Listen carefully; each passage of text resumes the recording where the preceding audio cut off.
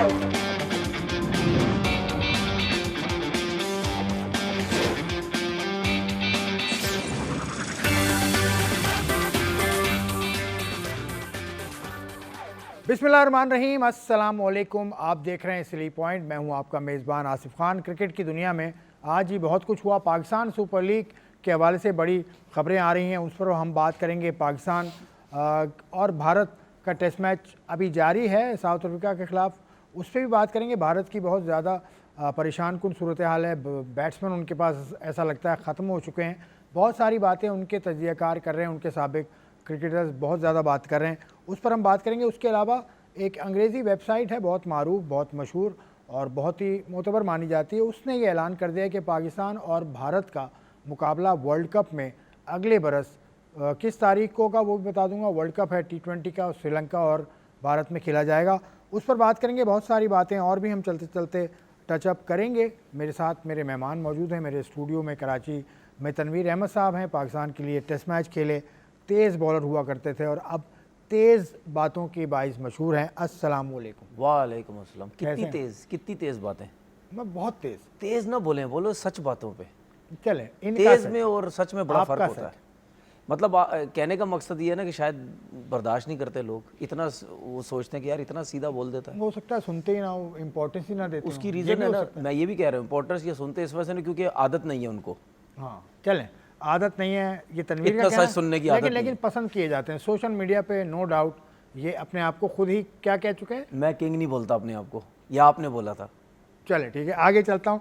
पाकिस्तान के लिए test match cricket खेले, वनडे क्रिकेट खेले, उसके अलावा एक और मुल्क से भी खेले हैं। ये डबल इंटरनेशनल हैं। पाकिस्तान के चीफ सेलेक्टर रहे, उसके अलावा मुख्तलिफ डोमेस्टिक टीम्स को कोच भी किया। मोहम्मद वसीम साहब मौजूद हैं और भी हाल ही में पाकिस्तान की विमेन टीम के हेड कोच भी थे। वसीम भाई अस्सलाम वालेकुम, कैसे हैं? वालेकुम अस्सलाम, अल्हम्दुलिल्लाह। ये तनवीर कहता है कि बहुत तेज़ बॉलिंग करते थे, आपने कभी खेला है इनको डोमेस्टिक में? कभी खेल सामने आए आपके? कितनी दफ़ा? आई थिंक खेले हैं, हम खेले हुए होंगे क्योंकि ये बैंक से खेलते थे, if I am not wrong, light bank से भी खेले थे, कराची से भी खेलते थे। उनमें तो होता था, आमना सामना होता था। आमना सामना होता था तो ये डरा देते थे आपको? क्या तेज़ बॉलिंग करते थे बहुत? देखिए उस दौर में ना, मैं to be honest I think Tanveer भी इस बात को सेकंड करेगा कि तेज बॉल से ये डरना घबराना उन दिनों में इतना कोई फैशन नहीं था। अच्छे बॉलर आउट जरूर करते थे, लेकिन होता है ना अब तो आ गया ना कि 140 प्लस वाला कोई बॉलर 145 वाला आता है तो बहुत से बैटर्स के बारे में कहा जाता है ये एक्चुअली डर जाते हैं बॉल से। तो उन दिनों कुछ होते थे, लेकिन मेजोरिटी अगर हम देखते हैं जिस तरह की वो पिचेस थी, जिस तरह के बॉल्स वगैरह यूज होते थे और जो क्वालिटी के बॉलर्स थे, न सिर्फ कि एक टीम के अंदर, आपको हर डोमेस्टिक टीम के अंदर 2-3 तगड़े तेज फास्ट बॉलर्स नजर आते थे। तो आई थिंक उन दिनों पेस खेलना इतना ज्यादा इशू नहीं था क्योंकि कंपटीशन इतना वो चल रहा था और आप डेली बेसिस पे वो खेल रहे होते थे। तो क्वालिटी जो थी वो मैटर करती थी। और तनवीर की क्वालिटी अगर मैं चले बताऊं आपको कि बॉल स्विंग करना इनको आता था, हिलाना इनको बॉल आता था, कंसिस्टेंट बॉलिंग करते थे। आई थिंक ये आपके कैप्टन थे Tanveer, if I am not wrong, जब हमारा मैच एक दफा हुआ था लाइट बैंक के साथ कहीं पे। चलें ठीक है, चलें आज की खबर की तरफ आता हूँ। वसीम भाई आपकी तरफ मैं आता हूँ, तनवीर से राय ले लूँ। पाकिस्तान सुपर लीग की तमाम ही टीम्स ने अपना मुआहदा रिन्यू कर लिया है सिवाय एक टीम के, मुल्तान सुल्तान ने। अफसोसनाक बात है, अब से कुछ देर पहले आई, मुल्तान सुल्तान के जो ओनर हैं अली तरीन, उन्होंने कहा कि मेरा सफ़र PSL के साथ ख़त्म होता है। तो ये अफसोसनाक बात है। देखिए बिल्कुल अफसोसनाक मेरी नज़र में, या और जो लोग मुल्तान सुल्तान को सपोर्ट करते हैं, जो मुल्तान, जाहिर सी बात है जो मुल्तान शहर के जो लोग हैं वो अपनी टीम को जब सपोर्ट करते हैं, जब ग्राउंड भी आते थे, या अब उनको ये पता चला कि मुल्तान सुल्तान की मतलब यानी अली तरीन को भी बहुत ज़्यादा लोग सपोर्ट करते थे अगर अली तरीन नहीं है, क्योंकि बहुत से लोग ये समझते थे कि अली तरीन, जाहिर सी बात है फाइनेंशली वो स्ट्रॉन्ग हैं, ठीक है, वो क्रिकेट के लिए अपनी फ्रेंचाइज के लिए बहुत कुछ कर सकते हैं। और अली तरीन की ये भी जो मुझे चीज़ें अच्छी लगी, उनकी ये खसूसियात थी, वो कोचिंग स्टाफ में बड़े बाहर से लोग लाए जाते थे, ठीक है, वहाँ से लाए गए, उनको आपकी फ्रेंचाइज में लेके आए। जिस तरीके से हम और कंट्री की लीग्स की बात करते हैं कि वहाँ पे बाहर से लोग आते हैं, ठीक है, हमारे यहाँ आते हैं सिर्फ आपको कोच जो मेन हेड कोच है वो नज़र आएगा, इस तरह बाकी आपके ज़्यादातर आपके लोकल कोचेज़ आपके जो है वो नज़र आते हैं। इस तरह उनमें ये चीज़ थी कि वो बाहर से काफ़ी लोग लाए जाते थे और उन पर काम भी लड़कों के साथ किया जाता था। लेकिन आपको पता है कि मैं हमेशा एक चीज़ बोलता हूँ, चाहे क्रिकेटर हो या आपका फ्रेंचाइज का ओनर हो या कोई भी हो, जिसका अगर क्रिकेट बोर्ड के साथ रिलेशन अच्छा नहीं है तो उसमें आपको चीज़ें सही करनी है, चीज़ें बेहतर करनी है। ऐसे कभी भी नहीं होना चाहिए कि कोई क्रिकेटर नाराज़ होकर छोड़ के चला जाए, किसी सीनियर क्रिकेटर के साथ ज़्यादती हो जाए, फ्रेंचाइज में किसी ओनर के साथ इस तरीके से ओनर छोड़ कर चला जाए, ऐसा नहीं है। हाँ, अपनी मसरूफियात हैं, अपने मसले मसाइल हैं, टीम नहीं ले सकते, पैसों में कमी हो गई है और पैसा नहीं मैं दे सकता, वो अलग चीज़ है कि यार अब मैं कंटिन्यू नहीं कर सकता, यार मेरे लिए मसले मसाइल हैं। लेकिन जो अली तरीन ने जो फ्रेंचाइज छोड़ी है वो सबको नज़र आ रहा है कि पाकिस्तान क्रिकेट बोर्ड और अली तरीन में जो मसले मसाइल शुरू हुए, बातें शुरू हो गई आपस में, सोशल मीडिया में जवाबात एक दूसरे को देने लग गए। एक दूसरे को नहीं, सिर्फ अली तरीन साहब ने बात की थी, उनको जवाब किसी ने नहीं। देखिए, अली तरीन साहब ने बात अगर की थी, ठीक है, उसके बाद जो पाकिस्तान क्रिकेट बोर्ड की तरफ से भी जो चीज़ें आई कि यार ये चीज़ें ठीक नहीं हो रही, फिर उसके बाद उन्होंने जो अपना जो भी नोटिस वगैरह का जो हमने देखा उन्होंने फाड़ा, सब कुछ किया। तो कहने का मकसद ये है कि ये चीज़ें नहीं होने चाहिए, मसले मसाइल आप हल करें। उसकी रीज़न ये है कि एक तो पूरी दुनिया में आपकी बेइज्जती होती है कि यार ये क्या है, फ्रेंचाइज के ऑनर्स। और उसके बाद मैं क्यों कह रहा हूँ, क्योंकि अली तरीन अभी से इस किस्म की बातें नहीं कर रहे थे, वो 2-3 साल से लगे हुए थे यार, बकौल उनके, क्योंकि वो तो ओनर, उनको ज़्यादा नॉलेज होगी इन चीज़ों की कि यार हम उस तरीके से पीएसएल को और ऊपर नहीं लेके जा रहे, टिकट्स के प्रॉब्लम हो रहे हैं, वो वैल्यू नहीं बन रही, ठीक है, मतलब जिस तरह और लीग्स की हर सीज़न में कोई ना कोई सीजन के दौरान चीज़ें बेहतर नज़र आनी होती के हैं। दौरान उन्होंने बात की, मुझे ऐसा लगता है बात उन्होंने शायद ठीक की हो, लेकिन वक्त उसका मुनासिब, मुझे ऐसा लगता है। उसमें देखें एक वक्त मुनासिब है या नहीं है, लेकिन मेरा सिर्फ कहने का मकसद ये है कि अब वो अगर टीम के साथ नहीं है, उन्होंने क्या नहीं कंटिन्यू करना चाह रहे, तो अगर वो कहीं ना कहीं जाके फिर सोशल मीडिया में आके इस किस्म की बातें करेंगे तो क्या उससे क्या हासिल वसूल होगा? कुछ भी नहीं होगा, कुछ भी नहीं ठीक होगा। है ना। वो अगर क्रिकेट बोर्ड के अगेंस्ट बात करते हैं या जो भी बातें करते हैं, तो मेरा सिर्फ कहने का मकसद है यार जो भी मसले मसाइल हैं वो बैठ के उसको चीज़ों को बेहतर करना चाहिए, उसमें अपनी ही इज्जत रह जाती है, वरना इस तरह ये चीज़ें ठीक नहीं है। वसीम का पॉइंट ऑफ व्यू लेता हूँ, इसमें तनवीर कहते हैं कि बैठ कर बात को हल करना चाहिए था। अब तो खैर वक्त शायद निकल गया, लेकिन आपका इस पर नुक्ता नज़र क्या है? देखिए डिसअपॉइंटिंग है, मतलब मैं कहूँगा कि इसको जितने भी स्टेक होल्डर्स हैं पीएसएल के, चाहे वो पीसीबी की तरफ से हैं, चाहे वो फ्रेंचाइज ओनर्स हैं, जितने भी लोग हैं, कम्युनिकेशन, जैसे भी तनवीर ने भी बात की है, देखें कम्युनिकेशन इज द की। और जहाँ पे जो एक वाज़ेह जो चीज़ नज़र आ रही है कि कम्युनिकेशन का गैप हमें नज़र आया है कि आपको एक तरफ से आवाज़ आ रही है, दूसरी तरफ से आवाज़ आपको नहीं आ रही है, तो शायद ऐसा था कि वहाँ से कम्युनिकेशन हो ही नहीं थी। तो आई थिंक ये सारी चीज़ें बिहाइंड द डोर्स बैठ के सॉर्ट आउट की जा सकती थी, लेकिन फिर रिस्पांस बकौल जैसे भी मतलब मुल्तान सुल्तान का अगर हम पॉइंट ऑफ व्यू देखते हैं, उनका यह था कि उनको रिस्पांस नहीं किया गया, उनके लेटर्स का जवाब नहीं दिया गया, तो कहीं ना कहीं कोई मतलब कमी थी कम्युनिकेशन के अंदर। क्योंकि देखें पीएसएल आपका एक ब्रांड, बड़ा एक ब्रांड बन चुका है और ऑब्वियसली इसमें सारों की इसमें पार्टिसिपेशन है, क्योंकि जिस टाइम ये लीग लॉन्च हुई थी तो यही लोग थे लेने वाले, आप यही ऑनर्स थे, और उस टाइम पे इजी काम नहीं था, इनको कन्विंस किया गया, they came for the love of cricket, love for Pakistan, कुछ इतने सारी इमोशन इन्वॉल्व हुए थे और उसके बाद ये लीग स्टार्ट हुई थी। तो इस मौके पर एक ऑनर किसी का भी जाना, चाहे वो मुल्तान सुल्तान है या कोई और भी होता, तो आई थिंक कि यहाँ पे थोड़ा सा मसलहत से काम लेके चीज़ों को सॉर्ट आउट करने की ज़रूरत थी। लेकिन मैं कहूँगा सैड है, क्योंकि देखिए मुल्तान सुल्तान एक बड़ा ब्रांड भी बन चुका था, उसकी फॉलोइंग बहुत ज़्यादा थी, और जिस खित्ते में वो खेली जाती है आपको पता है काफ़ी बड़ा वो इलाका है, और वहाँ पे काफ़ी एक पॉपुलर टीम बन चुकी थी। तो सैड डे फॉर पीएसएल, और मैं कहूँगा कि इसको बेहतर तरीके से डील किया जा सकता था। ऐसे तनवीर, आप बाकी 5 फ्रेंचाइज को कोई परेशानी नहीं है, तो अली तरीन साहब अकेले परेशान हैं, तो इससे ये मतलब नहीं लिया जा सकता कि वो उनकी परेशानी कुछ और है, बाकी सब खुश हैं? नहीं, ऐसा नहीं होता यार। देखिए वही बात है ना, 5 उंगलियां एक जैसी तो नहीं होती ना। कुछ लोग होते हैं वो खामोश होकर बैठ जाते हैं, कुछ लोग होते हैं कि नहीं चलो कोई भी। देखो हम कितनी दफ़ा बात कर चुके हैं कि यही अली तरीन तो चले, हमें नज़र आता ना कि वो तो बहुत ही स्ट्रेट होके मीडिया में बात कर रहे थे ना, तो क्या आपके बाकी जो फ्रेंचाइज के ओनर्स थे जिन्होंने ये दोबारा से टीम ली है, क्या ये नहीं रोते रहे? क्या ये नहीं मीडिया में आके बोलते रहे? मतलब मीडिया में हाँ, क्यों खुल के नहीं टीवी बोले, चैनल्स लेकिन में नहीं हाँ, बोलते रहे बोले। कि यार कहीं ना कहीं नुकसान है हमें, हमें उस तरीके से फ़ायदा नहीं हो रहा? ठीक है, कुछ आपने ऑनर्स ये देखे, वो मीडिया पे आके बोलते रहे कि नहीं यार इस तरीके से नहीं होना चाहिए, सब ओनर्स को बैठ के चीज़ों को बेहतर करना चाहिए। आपको याद होगा कि जब अली तरीन ने शुरू में चीज़ें स्टार्ट की थी और फ्रेंचाइज के ओनर्स ने भी मीडिया में आके बात की थी कि अली तरीन को इस तरीके से नहीं बोलना चाहिए। मतलब मसले मसाइल सबको थे, जिसकी वजह से हमने कितनी दफ़ा बात की यार 10 साल से आप कह रहे हैं जी फ़ायदा नहीं हो रहा, फ़ायदा नहीं हो रहा, तो फिर आप टीम कैसे लेंगे? लेकिन सबने टीम ले ली और ज़्यादा पैसों में टीम इंक्रीज़ किए गए। जो मैंने देखा किसी के कितने परसेंट है, किसी का कितने परसेंट इंक्रीज़ करके टीम्स जो ली गई हैं। तो कुछ ओनर्स या कुछ लोग ऐसे होते हैं वो चुप करके बैठे रहते, कहते यार चलने दो, चलने दो, फायदा तो हो रहा था ना इससे। ऐसी बात है, आपको अगर फायदा नहीं हो रहा तो आप इतनी इंक्रीज कुछ करके हर टीम्स को जिस हिसाब से उनको पैसे बढ़ाए हैं उस हिसाब से कैसे वो फिर टीम ले सकते हैं अगर आपको नुकसान हो रहा है। कुछ ओनर्स ऐसे होते हैं, शायद देखिए हर चीज किसी की गलत नहीं होती है, ठीक है ना। अगर मिसाल के तौर पर अगर अली तरीन मीडिया में आके, मैं उनकी सपोर्ट में बात नहीं कर रहा, मैं चीज़ें बेहतर करने के हिसाब से बात कर रहा हूं कि यार अगर वो बंदा मीडिया में आके इस तरीके से बातें कर रहा है, ठीक है ना, तो क्या वजूहत है, वो बार बार क्यों इस किस्म की बातें कर रहे हैं, क्या वजूहत है? उनसे बैठें, बात करें कि यार क्या मसला है। आप PSL के ऑनर हैं, एक टीम के ऑनर हैं, पूरी दुनिया आपको फॉलो कर रही है, देख रही है, दुनिया में बेइज्जती होती है, आप मीडिया में आके इस तरह बातें करते हैं।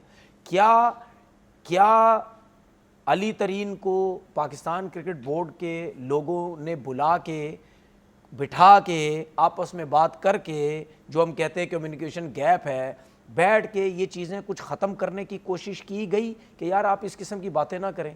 वो तो फिर भी बार बार बोलते रहे, बार बार बोलते रहे। कुछ होते हैं लोग, नहीं यार अगर हम इतना इन्वेस्ट कर रहे हैं, और उन्होंने तो बोलना था क्योंकि सबसे ज़्यादा पैसा उन्होंने दिया हुआ था, फ्रेंचाइज सबसे महंगी उन्हीं की थी। लेकिन कुछ तो यार वो तो बोलेंगे ना कि यार अगर इतनी मैं कर रहा हूँ। अल्फाज का इस्तेमाल शायद उनसे गलत हो गया। अल्फाज का इस्तेमाल, साबिक CM है पंजाब के, साबिक वज़ीर आला से भी तशबीह दी उन्होंने पाकिस्तान सुपर लीग के चीफ एग्जीक्यूटिव को। भाई मेरा सिर्फ कहने का मकसद ये है कि हम आपस में सुन लें। अगर हम आपस में लड़ते हैं, अगर हम मिसाल को आपस में लड़ रहे हैं, उसका हल क्या? लड़ते रहेंगे? नहीं, लड़ते नहीं रहेंगे ना, उसका हल क्या है? आप सोशल मीडिया पे मुझे जवाब देंगे, मैं आपको सोशल मीडिया पे जवाब दूंगा, बेइज्जती होती रहेगी, सबकी होती रहेगी। उसका क्या हल है? हल क्या है कि यार हमने साथ चलना है, बैठो यार, तो बैठ के क्या मसले मसाइल क्या है, तुम्हारे दिल में क्या है, मेरे दिल में क्या है, तुम ये क्या बातें कर रहे हो, हमें क्या करना चाहिए। अगर हमें थोड़ा सा पीछे हटना है हम पीछे हट जाएंगे, तुम्हें थोड़ा सा पीछे हटना है तुम पीछे हट जाओ। या जो तुम आके बोलते हो जी PSL में ये नहीं है, इंप्रूवमेंट होनी चाहिए, तो हमें बताओ यार क्या क्या होनी चाहिए, ठीक है। तो ये सब चीज़ें वो पाकिस्तान सुपर लीग की कंसोर्शियम एक बना हुआ है, तमामी फ्रेंचाइज की एक कमेटी बनी हुई है, ये सारे मिल के बात करते हैं। तो वो कमेटी वाले भी थोड़ा सा उनका भी कहना था कि ये अली तरीन साहब अपने ही तई ये खेल रहे थे, मतलब इस तरह की बातें। खैर छोड़ें ये बातें, तो हो सकता है ये भी हो कि वो बोले कि यार मैं वाहिद ओनर हूँ, इतनी बात करता हूँ, बाकी ओनर्स आते ही नहीं। हो सकता है जो बात। तो बहरहाल अब प्रोग्राम को आगे बढ़ाते हैं। हमारे साथ कॉल पर ज्वाइन किया है एक क्रिकेटर हैं, पाकिस्तान के लिए इंटरनेशनल क्रिकेट खेली, बहुत तेज़ बॉलिंग करते थे, 150+ बॉलिंग करते थे। फिर उनकी कोहनी में इंजरी हो गई, और इंजरी कैसे हुई वो आप सबको पता है। तनवीर अहमद यहाँ बैठे हैं, इन्होंने पहले ही बता दिया था कि इस इंजरी का सामना होगा। एहसानुल्लाह साहब से गुफ्तगू शुरू करते हैं। एहसानुल्लाह, कैसे हो, खैरियत से हो? अल्लाह पर का शुक्र है। आसिफ भाई आप कैसे हैं? अल्हम्दुलिल्लाह, अल्लाह पर का शुक्र है। अच्छा, अब आप फिट हैं? आप इंजरी से, अल्हम्दुलिल्लाह। वो इंजरी आपको अब परेशान तो नहीं करती, वो कोहनी की इंजरी? नहीं, अल्हम्दुलिल्लाह अभी इंजरी बिल्कुल ठीक ठाक है। तो अभी कहीं खेला आपने रिसेंटली, पास्ट में करीब कहीं खेले हैं, कुछ प्रैक्टिस? नहीं, अभी क्लब का मैच खेला हूँ और कुछ भी नहीं खेला हूँ। अभी आपको पता है रेड बॉल तो बंद किया था 3 साल के लिए, तो अभी वर्ल्ड कप आ रहा है जो डिपार्टमेंट का है। अच्छा, कोशिश है किसी टीम से बात कर ले। अच्छा, अभी किसी डिपार्टमेंट के साथ आप नहीं हैं, लेकिन फिट हैं आप माशाल्लाह। वो गेंद की पेस, आपकी रफ्तार कैसी है? 150 कर रहे हैं गेंद? नहीं, रफ्तार जो है 140+ है, 145। मतलब वैसी रफ्तार से बॉलिंग कर रहे हो, वैसा पूरे रनअप से बॉलिंग कर रहे हो? अल्हम्दुलिल्लाह पूरे रफ्तार से। और कहाँ, सवात में ही खेले हैं अभी क्लब, या कहीं बाहर खेले हैं? नहीं, अभी जो PCB का टूर्नामेंट है वो खेला हूँ सिर्फ। PCB का टूर्नामेंट डिस्ट्रिक्ट? हाँ, नहीं, जो गांव में अभी वो जो क्लब क्रिकेट है वही खेला हूँ। अच्छा, उसके बाद अब इरादा क्या है? पाकिस्तान सुपर लीग भी आप पिछले सीज़न में नहीं थे, उससे पहले मुल्तान के साथ आप थे, ज़ल्मी के साथ आप रहे थे, तो ये सारी टीम्स अब दोबारा आ गई हैं। तो PSL में किसी टीम के साथ बात हुई? ज़ल्मी के साथ ही आप होंगे या किसी और के साथ होंगे? मेरे तो किसी टीम से बात नहीं हुई है। कोशिश तो यही है कोई अच्छा सा डिपार्टमेंट ढूंढ लूँ और उसमें परफॉर्म करके इंशाल्लाह किसी टीम में जगह बना लूँ। अच्छा, आपसे पहले जब हमारी बात हुई थी तो तनवीर अहमद साहब हमारे साथ थे, आज भी हैं। इन्होंने आपको कहा था कि आप कराची जब आएँ तो इनको थोड़ा सा आप मिल लीजिएगा, कुछ एक्शन के हवाले से, कुछ इंजरी के हवाले से आपको बता रहे थे। तो कराची आना नहीं हुआ आपका, कब आ रहे हैं? नहीं, कराची में नहीं आया वो अभी तक।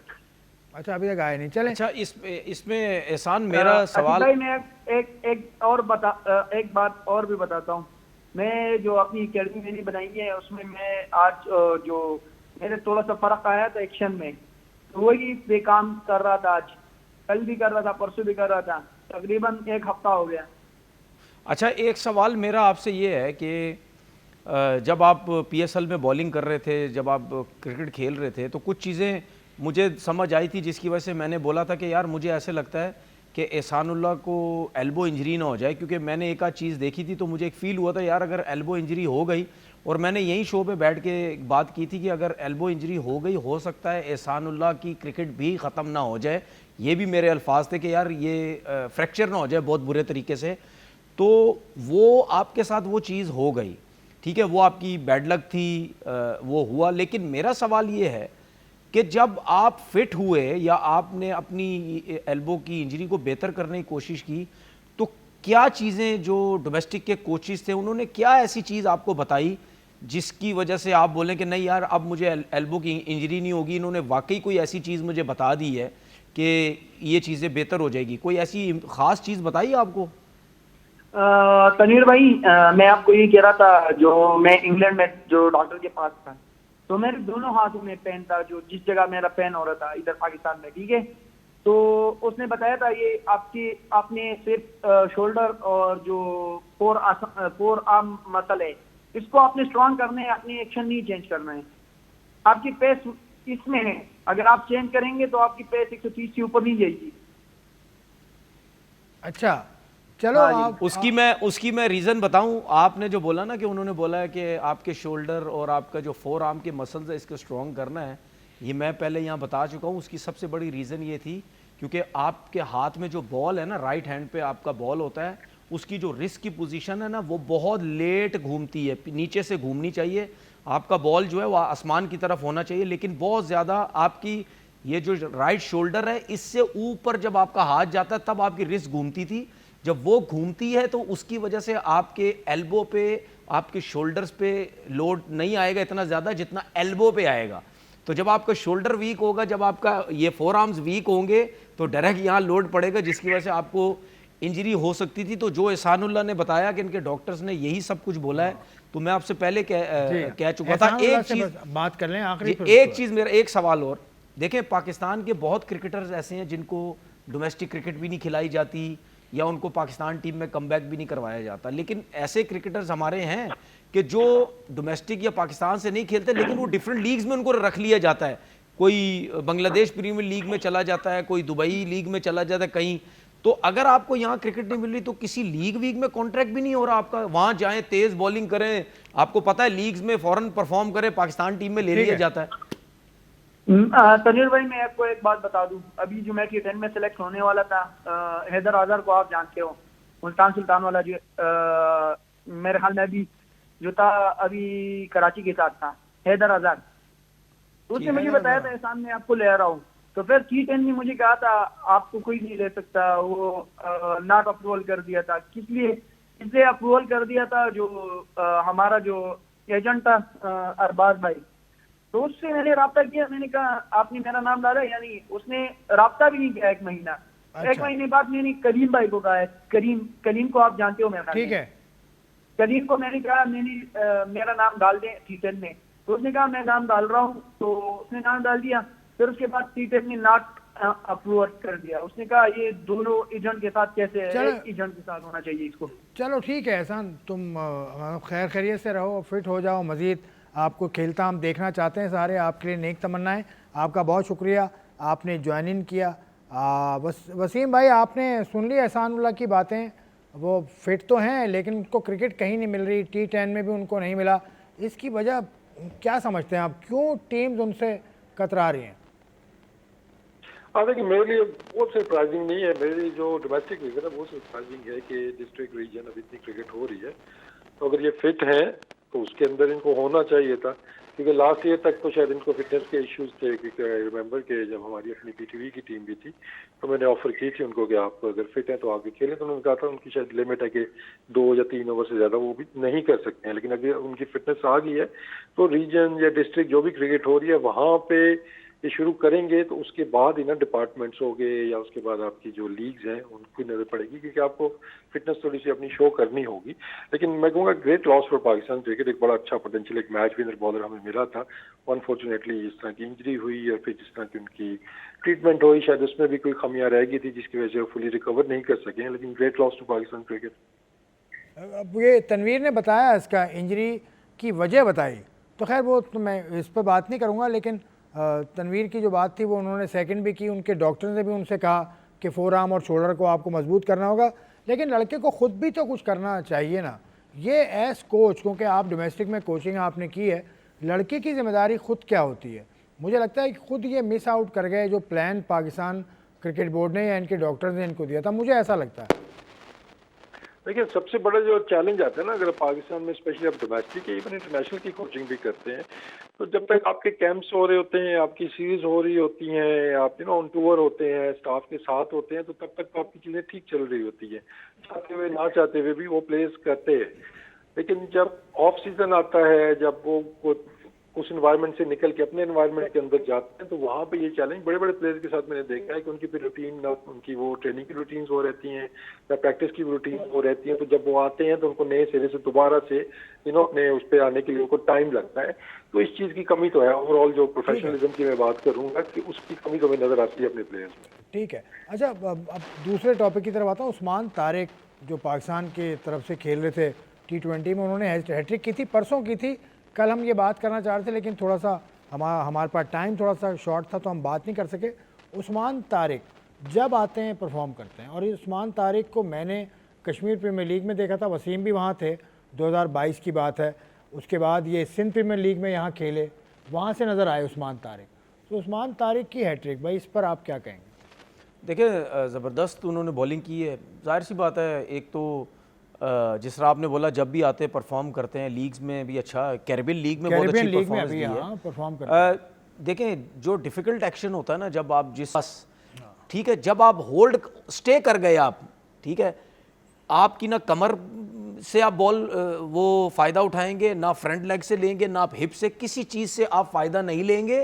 ठीक है, आप सीधा शोल्डर यूज़ करेंगे, शोल्डर की यूज से आप पेस से जोर लगा के आप गेंद पहुंचाएंगे। अगर बॉल जब आप थक जाएंगे तो आपको एल्बो आपकी बैंड होने लग जाएगी। जो ये कहना चाह रहे हैं वो आप समझ जाइए, जो एल्बोस की बैंड हो जाएगी। नहीं हुई तो नहीं, अभी हुई नहीं ना, अब हो जाएगी वो तब। नहीं तो हो तो गई, पीएसएल में 2 दफा हो तो गई। तो फिर उसके बाद उसको 2-3 मैचेस में रेस्ट करवाया गया, उसके ऊपर काम किया गया, जो भी किया गया वो काम हम कुछ नहीं किया गया, उसके मसल रिलैक्स हुए। वो जो थकावट थी, सुन ले, वो जो थकावट थी, वो थकावट उसकी कम हुई, जिसकी वजह से 2-3 मैचेस में रेस्ट किया उसने, उसके बाद आया फिर दोबारा से वो करने लग गया। अब आपने देखा कि ये कितनी बॉल्स जो हैं वो बिल्कुल नीचे से हाथ लेके आता है, बिल्कुल ऐसे साइड, बिल्कुल साइड से लेके आता है हाथ को। ठीक है, ये भी एक रीज़न है कि यार इस तरीके से मैं बॉल करूं। तो इंटरनेशनल क्रिकेट में अगर आपने उसको कंटिन्यू T20 क्रिकेट खिलानी है तो आप उसको खिलाएं, ये भी चेक हो जाएगा कि कितना थक रहा है। अगर आपने देखे, चले वसीम से भी पॉइंट ऑफ व्यू लेना है मैंने, नहीं वो ले देखे, मैंने जिस तरह कल भी बात की थी ना, हमारे बॉलर्स के जो एक्शंस है ना, चाहे फास्ट बॉलर हो चाहे स्पिनर हो, ठीक है, ये बहुत यानी वो एक्यूरेट नहीं है, जिसकी वजह से किसी की कमर थक जाती है, किसी के शोल्डर पे ज़्यादा लोड आ रहा होता है, किसी के हैमस्ट्रिंग पे लोड आ रहा होता है, किसी के लेफ्ट नॉन बॉलिंग आर्म है वो गलत है, उस पर लोड आ रहा होता है। तो हमें ये सब चीज़ें सही करनी पड़ेंगी आगे चल के। हो सकता है क्या है, इसको प्रॉब्लम होगी अगर ये T20 क्रिकेट ज़्यादा खेलता रहा। वसीम की तरफ जाने से पहले मैं ज़रा लॉ बता दूँ, पॉज कितना कर सकता है बॉलर, इस हवाले से कुछ नहीं लिखा आईसीसी के लॉज में। वो एल्बो बैंड का वो लॉ क्लियर है। इसमें आईसीसी ने 2014 में एक मामला हुआ था, उसमें हफीज़ और दीगर बॉलर के ऊपर बात हुई थी, तो उसमें ये कह दिया था आईसीसी ने कि ये फैसला फील्ड अंपायर करेगा कि पॉज कितना ठीक है कितना नहीं ठीक है। वसीम, आपने इसको बॉलिंग करते देखा है उस्मान तारिक को। तनवीर कह रहे हैं कि थक जाता है तो थकने के बायस कुछ खतरे में पड़ सकता है। आप अपने एक्सपर्ट ओपिनियन दीजिए इस पर, बतौर कोच या मैच रेफरी भी आप रहे हैं, आपका क्या एनालिसिस है? देखिए, एक तो अगर उसकी पहले बॉलिंग की बात करते हैं, जिस कंट्रोल के साथ उसने बॉलिंग की और जिस तरह विकेटें ली और जहाँ भी वो खेला उसने परफॉर्म किया है, तो उसको तो वेल डन आपको बोलना पड़ेगा कि जबरदस्त उसने परफॉर्मेंस दी है। उसको सबसे बड़ा एडवांटेज है कि ही इज़ वेरी टॉल। अभी आपने 2022 की बात की, शायद उससे पहले कराची रमज़ान कप में उधर हम आए हुए थे, तो वहाँ पहली दफ़ा मुझे लिफ्ट में जब ये मिले तो मेरे से भी लंबे, मैंने ऊपर देखा, मैंने कहा यार कुछ तगड़ा फास्ट बॉलर आया, तो मैंने कहा फास्ट बॉलिंग करते हैं, कहते नहीं मैं स्पिनर हूँ। तो वहाँ से मेरी पहली इंटरेक्शन इनके साथ हुई थी। देखिए, इज़ वेरी टैलेंटेड, क्लेवर है, और आप उसके बात करने का स्टाइल देखेंगे, क्रिकेट के ऊपर उनसे बात करेंगे तो वो एक मैच्योर क्रिकेटर है, उसको समझ है, बॉलिंग बैटिंग हर चीज़ क्रिकेट की समझ है। अब दूसरी तो जो आप बात कर रहे हैं, देखें, जब कोई भी बॉलर एक दफ़ा किसी भी इस तरह के केस के अंदर कॉल होता है तो हमेशा वो सस्पेक्ट रहता है, जितना मर्जी वो क्लियर कर लें आप, दोबारा वो उसके सर पे ना वो तलवार तो एक लटकती रहती है। तो ये तो चलेगा उस्मान के साथ भी मेरे ख्याल में। और पाउस वाला है कि जो उसमें वो कितना पाउस ले सकता है, कितना नहीं ले सकता, आई थिंक इसको हम सिंपली देखें तो वो उन्हें यही देखना है कि क्या बैट्समैन इससे डिस्ट्रैक्ट तो नहीं हो रहा है कि मोशन के अंदर आके बॉल आ रही है कि नहीं आ रही है। तो अभी तक तो वो चीज़ें तो उसके फेवर में जा रही हैं। और व्हाट मेक्स हिम यूनिक, क्या द बैटर, देखें, मैं अगर बॉलर मेरे सामने आ रहे हैं तो मेरी हर चीज़ सिंक्रोनाइज होती है उसके साथ। मेरी बैक लिफ्ट, मेरा जो स्टांस है, उसके बाद बैक लिफ्ट आ गई, फ्रंट फुट, इनिशियल मूवमेंट आपकी, तो वो आपकी सिंक्रोनाइज हो जाती है। बॉलर का आया, बॉल आया, और उसके साथ साथ आपकी टाइमिंग सेट हो जाती है। अब इसका इशू जब ये होल्ड करता है तो वो टाइमिंग ऊपर नीचे हो जाती है बैटर्स की, जिसकी वजह से दैट मेक्स हिम यूनिक और makes it difficult for the batters कि उनकी जो सेटअप बनाते हैं वो उसके अंदर उनको मसला आ जाता है। तो जब तक ये लिमिटेड क्रिकेट खेल रहा है यहाँ पे तो सक्सेसफुल है। इसीलिए देखें, इस तरह के बॉलर्स आपको लंबी क्रिकेट में नजर नहीं आएंगे, क्योंकि वहाँ बैटर्स के पास टाइम है, उन्होंने हर टाइम अटैकिंग शॉट्स नहीं खेलने हैं, वो तो बैट बॉल का वेट करके तो वो खेलते रहेंगे। तो T20 के लिए तो वो जबरदस्त वो फाइंड है हमारे लिए। और आई थिंक अभी तक जिस तरह वो कर रहे हैं, थोड़ा सा अभी तनवीर ने भी ये इंपॉर्टेंट एक वो फैक्टर है कि जो एरियाज हैं कि जिनकी वजह से कोई क्वेश्चन मार्क दोबारा आ सकता है, शायद उनको और डेवलप करने की जरूरत है। अगर तो कोचेस को ये जल्दी फील से हो मुझे रहा है बता दें, जल्दी से मुझे बता दें, यही बात मैं तनवीर से ही पूछूंगा। लाहौर में ICC एक्रेडिटेड लैब है पाकिस्तान की, तो क्यों ना इसको टेस्ट कर लिया जाए लाहौर की एकेडमी में, वो बायोमैकेनिक्स लैब में।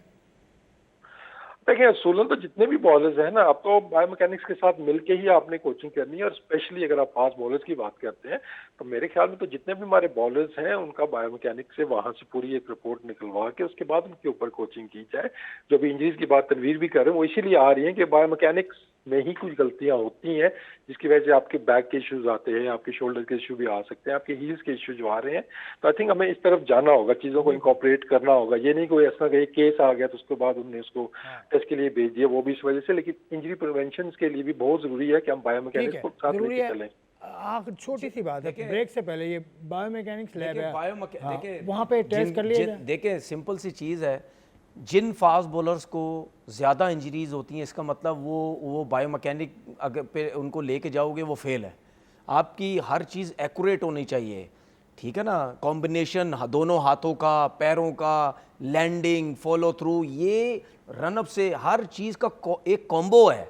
ये इसमें से एक चीज़ भी आपकी सही नहीं हुई, आपके शोल्डर उड़ जाएगा, ठीक है। मतलब कहने का मतलब जब आप बॉल करेंगे तो उसमें से एक चीज़ का भी कॉम्बो नहीं हुआ, वो दूसरी चीज़ पे लोड पड़ेगा, वो उड़ जाएगी। आप देखें ज़्यादातर बॉलर्स की रिब इंजरीज होती हैं या बैक इंजरीज होती हैं, उसके बाद शोल्डर्स इंजरीज होने लग जाती हैं, ठीक है ना। तो जब ये इनके सारे बायोमैकेनिक के मसले मसाइल हैं जिसकी वजह से इंजरीज होती है, और उस्मान तारिक का भी यही मसला है। अगर आप इसको नहीं सही करेंगे, ठीक है, इसको भी इंजरीज होती रहेंगी, इसी तरह ही बैन होता रहेगा।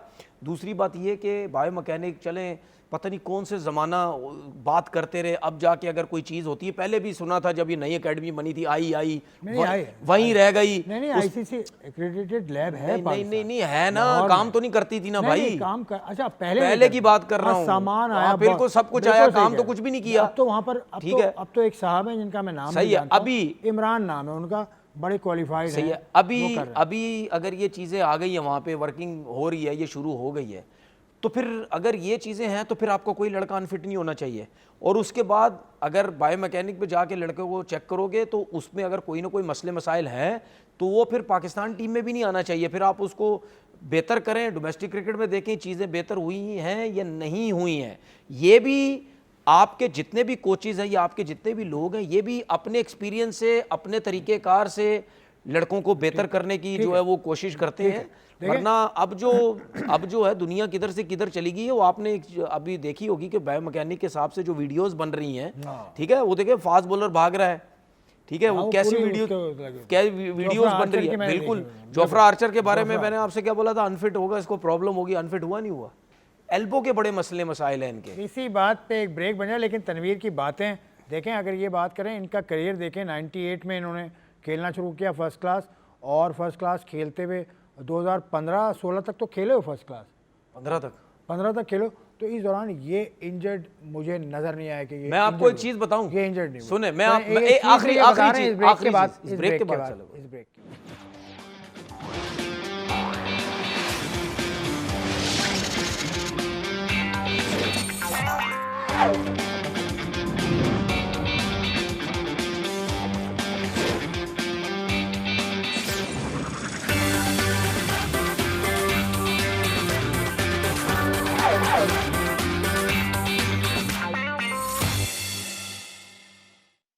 थ्री पॉइंट में एक मरतबा फिर खुशामदीद। तनवीर, आप जाते जाते कुछ कह रहे थे, आपने मुझे रोका था। बायोमैकेनिक्स की जो इक्विपमेंट्स हैं या बायोमैकेनिक्स का जो काम करने का तरीका है, उस पर आपको एतराज़ है या कुछ और? देखिए, नहीं, बात हो रही थी तो आपको पता है, आपने मेरे से कितनी दफ़ा बायोमैकेनिक की बात की, और मैं हमेशा ये बोलता हूँ कि यार कुछ किसी इंसान में कुछ नेचुरल चीज़ें भी होती हैं, ठीक है ना।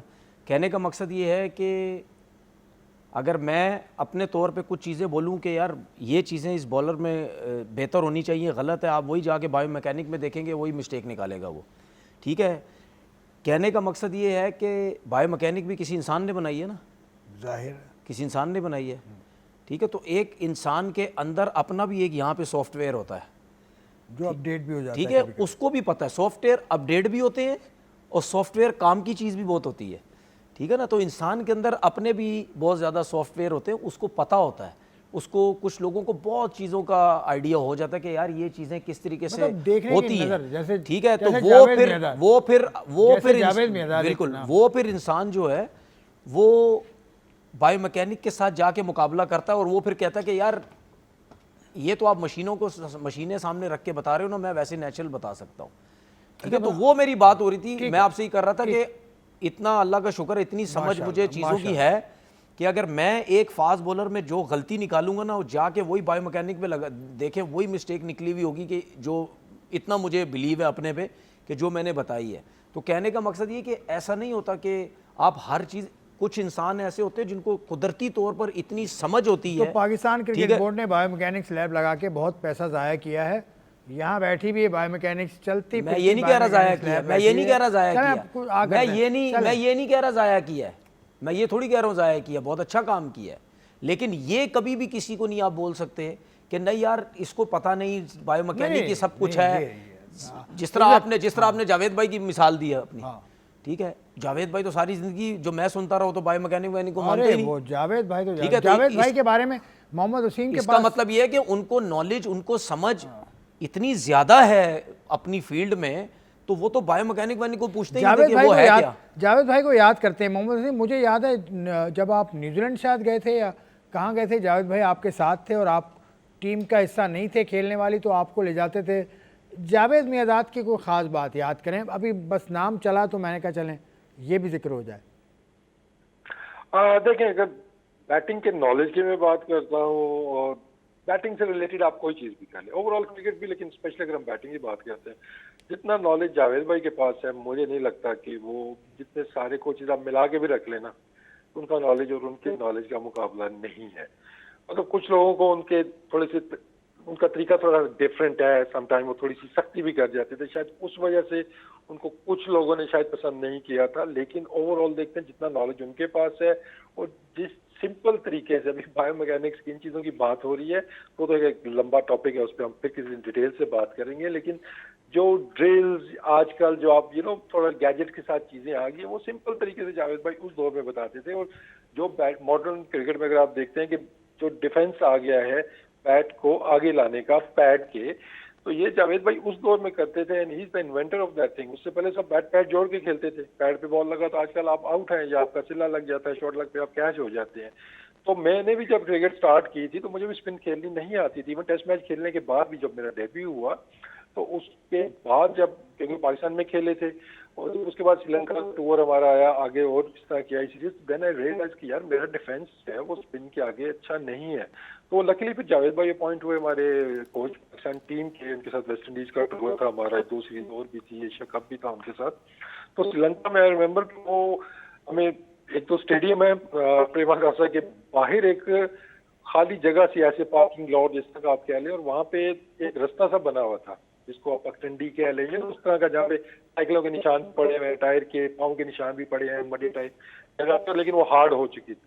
वहाँ पे आप बॉल करके तो उसने इधर उधर जाना ही जाना, तो वो वहाँ पे लेके जाते थे, वहाँ बॉल करते थे, अब देखो भाई इसको आपने कैसे खेलना है। तो वहाँ पे उन्होंने आस्ता आस्ता फिर ये बैट लाने आगे शुरू किए। भाई बैट आप पिच के ऊपर पहुंच जाओगे, जितना मर्जी खड्डा हो, जितना मर्जी बॉल टाइम ना हो रहा हो, आप उसको टैकल कर लेंगे। तो जावेद भाई से बड़ा बैटिंग कोच मैंने आज तक नहीं देखा।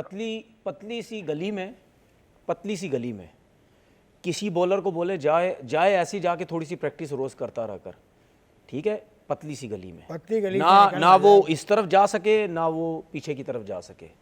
इसी तरीके से उसी गली में आप किसी बैट्समैन को बोले कि जाओ सिर्फ सीधा खेलो, ठीक है, ना उसका बैट कहीं जाएगा ना उसका हेड कहीं गिरेगा, पाँव भी सीधे जाएगा। ये है आपकी बायोमैकेनिक। बायोमैकेनिक में जब हर चीज़ आपकी एक्यूरेट होने लग जाएगी ना, सीधी होने लग जाएगी, आपकी बायोमैकेनिक की ज़रूरत ही नहीं पड़ेगी। ये जो अभी वसीम ये जो बात कर रहे हैं, ये हो गए, या उससे पहले का जो टाइम था, उस टाइम कौन सी बायोमैकेनिक थी, क्या था उस टाइम? भाई बायोमैकेनिक आप मशीन के साथ खुद मुकाबला कर लेते हैं। आप जब खेल खेल के आपको खुद पता चलने लग जाता है, मेरा हेड गिर रहा है सीधा कैसे होगा, पाँव गिर रहा है वो कैसे होगा, क्रॉस जा रहा हूँ सीधा पाँव कैसे लेके आना है, बैकलिफ्ट कहाँ जा रही है उसको कैसे लेके आना है, बैलेंस नहीं हो रहा, ठीक है, स्टांस क्या लेना है। ये आप खेल खेल के जो इतने टॉप के प्लेयर्स हैं, जो पुराने ज़माने के इतने बड़े बड़े लेजेंड्स हैं, वो कैसे ठीक हुए हैं? वो बायोमैकेनिक तो नहीं थी उस टाइम, खुद ही काम कर करके। तो मैं सिर्फ बायोमैकेनिक को पता क्या समझता हूँ, दुनिया में कोई सी भी चीज़ नई से नई तड़का लगाने के लिए बायोमैकेनिक ले आओ, और बहुत सी चीज़ें, वो डब्बे को पर्पल था कुछ अरसे बाद पिंक बना देंगे, ठीक है, ज़रा कलरफुल लेके आ जाएंगे अट्रैक्ट करने के लिए। ये मेरी बात याद रखें, ठीक है, जो पुराने ज़माने में दुनिया का कोई भी काम है, कोई भी काम जो पुराने जमाने से होता हुआ आ रहा है वही स्ट्रांग है, वही लो है, वही सब कुछ है, ठीक है। ये सिर्फ वो शशके कराने के लिए आ जाओ जी, इस तरफ पैसा भी तो कमाना है भाई, ठीक है। बस वसीम, आप बायोमैकेनिक्स पे तो खैर आपका तो खासा ज़्यादा तालीम भी आपने हासिल की है, मतलब लेवल 3 कोचिंग कोर्स भी आप कर चुके हैं, तो आपको तो सूरत हाल का पता होगा। लेकिन ये टॉपिक लंबा है तो इसको हम उठा के रख देते हैं, कुछ और बात कर लेते हैं। वैसे आप मुस्कुरा किस बात पे रहे थे? बायोमैकेनिक्स के अंदर आप कुछ ऐड करना चाहते हैं क्या? तनवीर ने जो पॉइंट दिया। नहीं तनवीर, देखें अब सारा लफ्जों में वही बात वो कर रहे हैं ना। पहले भी अगर हम देखते हैं तो ये चीजें तो हमेशा से थी। बायोमैकेनिक्स का नॉलेज है ना, अब वो नॉलेज आपको देना उन्होंने शुरू कर दिया जी, ये चीजें ऐसी होनी चाहिए। तो ये हमेशा से मैकेनिज्म तो वही चलता है। अगर आप देखते हैं तो बैटिंग के अंदर बैलेंस, बॉलिंग के अंदर बैलेंस। विवियन रिचर्ड्स, इसमें सॉरी एक चीज बोलूं फिर आप कंटिन्यू करें, सिर्फ एक चीज। अब पहले क्या होता था कि लोग अपनी, जिस ये नॉलेज की बात या अपनी प्रैक्टिस करके बहुत कुछ सीख लेते थे। अब आपको इतना दिमाग खपाने की जरूरत ही नहीं पड़ेगी। अच्छा जी इसका एक्शन ठीक नहीं, आओ जी लैब पे ले चलो, वो भाई सब कुछ लैब बताएगा, आप क्या सीख रहे हैं, आप क्या कर रहे हैं। ठीक है तनवीर, कंटिन्यू करें वसीम आप बात को। मैं थोड़ा सा ऐड कर दूं, विवियन रिचर्ड्स इतने बड़े बैट्समैन हैं, उनको अगर देखें तो उनके आज के कोचेज होते हैं या बायोमैकेनिक्स होती उनके ज़माने में तो फिर क्या होता? देखिए एक होती है बैटिंग में, इवन बॉलिंग में भी होती है, लेकिन बैटिंग में मोस्टली अगर आप देखते हैं कि आपकी टेक्निक होती है, एक आपका मेथड होता है ना। और मोस्टली आपके जो ग्रेड्स गुजरे हैं वो उनका मेथड अच्छा था, टेक्निक उनकी अच्छी होना उनका मेथड था, उनको रन्स करने आते थे। चाहे वो ऑन की साइड पे करते हैं, चाहे वो ऑफ साइड पे करते हैं, चाहे ऑफ स्टंप वाले बॉल को वो लेग स्टंप पे ले जाते हैं या बीच वाले बॉल को वो ऑफ स्टंप के अंदर ले जाते हैं। तो मेथड मैटर्स अ लॉट कि आपको रन करने आते हैं और आपका मेथड सक्सेसफुल है। अभी रिसेंट अगर आप देखते हैं तो अभी भी आपको बहुत सी मिसालें मिलती हैं।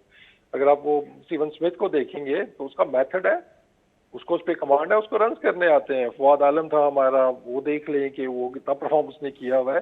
तो आपको जो मेथड है, इफ इट्स वर्किंग और आप सेफ हो, उसके अंदर आपको प्रॉब्लम्स नहीं आ रही हैं। फास्ट बॉलिंग में ये होता है कि अगर आपका एक्शन सेफ नहीं है तो फिर इंजरी के आपको प्रॉब्लम्स आते हैं, जिसकी वजह से वहाँ पे बायोमैकेनिक्स आपके बहुत ज़्यादा इंपॉर्टेंट हो जाते हैं कि आपकी अलाइनमेंट सही हो। ये नहीं हो सकता कि आपके पाँव इस तरफ जा रहे हो, हिप इस तरफ जा रही हो, शोल्डर इस तरफ जा रहा हो। वो अलाइनमेंट होगी तो तभी आप कंसिस्टेंटली एक जगह बॉल भी कर सकेंगे और आप इंजरी से भी फ्री रहेंगे। लेकिन अब जो मुझे लगता है कि बॉलिंग कम हो गई है। पहले ये चीजें डेवलप होती थी, बॉलिंग करा करा के वो चीजें उनकी वो डेवलप हो जाती थी, वो अलाइनमेंट में आना शुरू हो जाती थी। कुछ छोटी मोटी इसमें एडजस्टमेंट होती थी, वो बॉलर्स खुद भी कर लेते थे या देखने वाला जो भी कोच या उनके सीनियर्स होते थे तो बताते थे। अब बहुत ज्यादा आई थिंक शुरू से ही इन चीजों पर जवाब किया जाता तो नेचुरल एक जो होता है ना इंस्टिंक्ट एक होता है कि यार इसके अंदर ये एक टैलेंट है, ये तेज बॉल इस एक्शन से कर लेता है, अब इस एक्शन के अंदर रह के हम थोड़ा सा एडजस्ट इसको कहाँ करा सकते हैं ताकि इंजरीज ना हो। क्योंकि बाद जब हमने देखा कि आप सारी चीजें चेंज करवाने चले जाते हैं जिसकी वजह से वो पेस रह जाएगी या वो स्विंग खत्म हो जाती है। तो अभी ये चीजें ज्यादा कॉमन हो रही हैं। अभी अली रजा हमारे वो आए थे जो फास्ट बॉलर अंडर 19 के, ये वो भी देखें आए, उनको भी इंजरी हुई है। बहुत सी मिसालें आपकी कराची एमसी में आप जाएंगे, आपको वो एक दो बॉलर्स थे, मुझे नाम नहीं उसका याद आ रहा, PSL भी वो खेला था, बाबर को उसने आउट भी किया था पहले मैच के अंदर ही, वो इंजरी का शिकार। वो अभी तक वो अनफिट ही चल रहे हैं। तो हमें प्रॉब्लम आइडेंटिफाई करना इज नॉट एन इशू, वो कोई भी कर लेता है कि बैठे बैठे आपको नजर आ जाएगा कि यार ये प्रॉब्लम्स है, उनको रिजॉल्व करना और जल्दी से उनको बैक ऑन द फील्ड लेके ना, ये हमारे लिए एक चैलेंज है कि हमारी रीहैब्स और रीमॉडलिंग जो है उसको हमें बेहतर करना होगा अकेडमीज के अंदर। ठीक है, चलें किसी और टॉपिक की तरफ आते हैं। कल अंग्रेज़ी वेबसाइट ने लगा दिया कि पाकिस्तान और इंडिया का मुकाबला होगा 15 फरवरी को। वर्ल्ड कप जो हो रहा है T20 का अगले साल इंडिया और श्रीलंका में फरवरी में शुरू होगा। तो इंडिया पाकिस्तान फिर एक ग्रुप में, आपने एक दफ़ा कहा था कि तो ग्रुप में नहीं होना चाहिए। नहीं होना चाहिए ना, क्योंकि उनको शर्म तो आ नहीं रही, मतलब BCCI वालों को शर्म तो आ नहीं रही। भाई आपको तो ICC ने किया, भाई आपको तो शर्म आनी चाहिए ना, मना कर दो ना। ICC जय शाह सब है ना, आप जब ICC बोलते हैं मैं आपको बोलता हूँ जय शाह बोला करें। तो मेरा सिर्फ कहने का मकसद ये, आपने फिर तमाशा लगाना है। जो तमाशे आप लगा रहे हो एशिया कप में, ठीक है, विमेंस T20 वर्ल्ड कप हो रहा है और जगहों पे हो रहा है, जो तमाशे लगा रहे हो तो ये फिर आप तमाशा खुद लगाना चाहते हैं। ये इन चीज़ों को आप गौर करें, ये जानबूझ के ये तमाशे लगाना चाहते हैं। एक तो भूखे हैं ये पैसों के, उसके बाद जब भी वर्ल्ड कप होता है भाई एक कंट्री या एक क्रिकेट बोर्ड, ठीक है, पाकिस्तान क्रिकेट बोर्ड से इतनी नफरत करता है, वो हाथ तक नहीं मिलाता, तो फिर आप मैच क्यों खेलते हैं? क्योंकि आपको पैसा मिलता है वहां पे, ठीक है, ब्रॉडकास्टर आपकी जान नहीं छोड़ते। उसके बाद ये पूरा इवेंट से पहले पूरा प्लानिंग बनाएंगे, देख लेना, कोई ना कोई शोशा छोड़ेंगे, हाइप बनेगी, लोग इन्वॉल्व होंगे, दोनों कंट्रीज के लोग, इधर से बातें, सोशल मीडिया में एक दूसरे को जवाबात दिए जाएंगे, ये होगा वो सब कुछ होगा, ऐसे लगेगा पता नहीं क्या कुछ हो जाएगा उस दिन। ये पूरा एक गेम बनाया जाता है जिसकी वजह से ये, ठीक है, ये पाकिस्तान के साथ मैच खेलते हैं। हम तो हमेशा कहते हैं हमें तो कोई प्रॉब्लम ही नहीं है, ठीक है, शर्म तुम लोगों में है नहीं, बेइज्जती तुम्हारी हमेशा होती जा रही है। जिस तरह तुम्हें अभी ट्रॉफी नहीं मिली, ठीक है, उसके लिए रो रहे हो, कभी तुम्हारा वो राजीव शुक्ला चाय पीने आ जाता है, कभी वैसे घूमने फिरने आ जाता है, इनका ये तो हाल हुआ है। मतलब तुम इतने बड़े अपने आप को हीरो समझते हो कि तुम एक ट्रॉफियों के लिए वहां से आ रहे हो बार बार। नहीं चाहिए ना तुम्हें, तुम तो हमसे बात भी नहीं करना चाहते, तो ट्रॉफी क्यों चाहिए तुम्हें? ट्रॉफी तो चाहिए, नहीं लो ना ट्रॉफी। मेरा सिर्फ कहने का मकसद, जो तुमने तमाशा लगाया एशिया कप में और तुमने इतनी बरमबाजियां वहां दिखाई, नहीं जी हमने तो चेयरमैन ACC के चेयरमैन से हमने ट्रॉफी नहीं लेनी, तो फिर क्या करने आ रहे हो? चाय पीने किसके पास आ रहे हो? ACC के चेयरमैन के पास ही आते थे ना, राजीव शुक्ला जो आते थे बार बार किसके पास आ रहे थे? ACC की मीटिंग में आया, जो भी है ना, अलग से मिलने मीटिंग ही तो किससे बात की थी ट्रॉफी की? मीटिंग में किससे बात की थी ट्रॉफी की? मेरे से, आपसे तो नहीं की ना। जिससे की तो कौन था? वो वही था ना जिसको आपने ट्रॉफी ग्राउंड में आपने 1 घंटा खड़े रखा, नहीं जी हम इससे ट्रॉफी। खिलाड़ियों का कसूर मैं समझता हूँ इसमें नहीं है वसीम, आपसे नहीं, तो खिलाड़ियों को कसूर नहीं है। नहीं, खिलाड़ियों का कसूर तो फिर आपकी मैंने नहीं आपको, उनको जो चलाने वाले हैं, उनको हुकूमत भारत, नहीं तो वो जो चलाने वाला ही तो आया था ना ट्रॉफी लेने, चलाने वाले तो आए ना ट्रॉफी लेने, और कौन आया था, क्या करने आए थे मीटिंग में जो बोले जी हमें ट्रॉफी दो, मना कर दी, नहीं जी हम ट्रॉफी नहीं देंगे, कप्तान को भेजो ट्रॉफी आपको मिल जाएगी। तो बात सीधी ये है कि ये तमाशा लगाते हैं हर दफ़ा और ये सुधरने वाले हैं ही नहीं है। इनकी एक एक रग हमें रग पता चल गई है, इन्होंने सीधा होना नहीं है, हर दफ़ा इन्होंने ड्रामा करना है। जहाँ पैसे की बारी आएगी ये बोलेंगे जी 80 तक खेड़ना है पाकिस्तान दे नाल, सही है। क्योंकि पैसा सानू चाहिए बस। न्यूज़ जो छपी है अंग्रेज़ी वेबसाइट पे वसीम, इसके मुताबिक इंडिया पाकिस्तान का मुकाबला होगा 15 अक्टूबर को। ये सब हाइप क्रिएट की जाती है एक, क्योंकि ब्रॉडकास्टर्स का ताल्लुक इंडिया से है, वो चाहते हैं कि पैसा भी बने, तो सब कुछ हो रहा है। तो फिर ये नूरा कुश्ती लगती है ना कि वहाँ से आप प्रेशर बनाते हैं। हम तो सीधे बैठे हैं, पाकिस्तान ने तो मना नहीं किया खेलने से। ये देखिए वेबसाइट भी कहाँ से चल रही है, कौन है इस वेबसाइट पे होना जाए वो भी आप देख लें, एक ही सिलसिला है ये। और हर चीज के ऊपर सैडली अगर आपके कि वो कंट्रोल तो आपको नजर आ रहा है कि उन्होंने चीजों को जरा दबोच के रखा हुआ है, विच इज नॉट फेयर।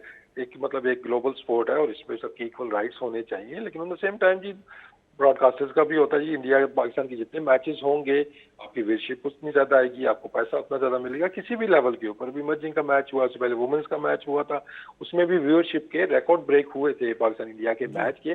देखकर तो वो चाहते हैं जी कि मैचेस हों हमारे, एटलीस्ट आईसीसी के अंदर तो हों, क्योंकि उसमें बिग मनी इन्वॉल्व आ जाती है उसमें।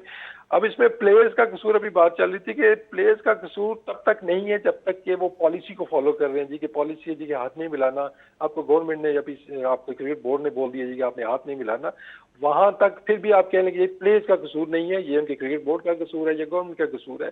लेकिन जब प्लेयर्स उठ के स्टेटमेंट्स देंगे, जेस्चर्स शो करेंगे, उनका कैप्टन आके प्रेस कॉन्फ्रेंस के अंदर वो चीजें लेके आएगा, तो फिर तो प्लेयर्स का भी कसूर है कि वो भी उसमें इक्वली इन्वॉल्व है।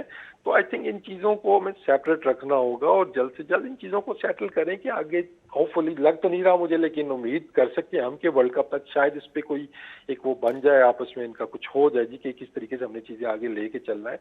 क्योंकि पाकिस्तान की तरफ से तो इस तरह का इशू कभी नहीं आया है, ना कभी इस तरह के जेस्चर शो किए गए हैं, ना इस तरह की स्टेटमेंट्स प्लेयर की जानिब से नजर आई थी। तो वहां से अब जब बातें बढ़ती जा रही हैं तो एक चीज जो मैं क्रेडिट दूंगा इस क्रिकेट बोर्ड को भी कि चेयरमैन साहब ने जिस तरीके से चीजों को हैंडल किया है, चाहे वो एशिया कप की ट्रॉफी वाली बात थी या फिर क्वेश्चन मिला है हमारे प्लेयर्स को भी कि यार आप भी तगड़े होके खेलें, भी तगड़े होके और हर चीज का तगड़े से जवाब दें, तो वो फिर जवाब फिर आपको नजर आ रहे हैं।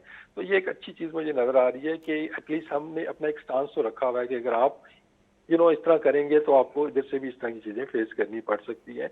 लेकिन end of the day it's a sad thing, sport है, इसको स्पोर्ट की तरह ही खेलना चाहिए और सारी दुनिया की नजर इन मैचों के ऊपर होती है।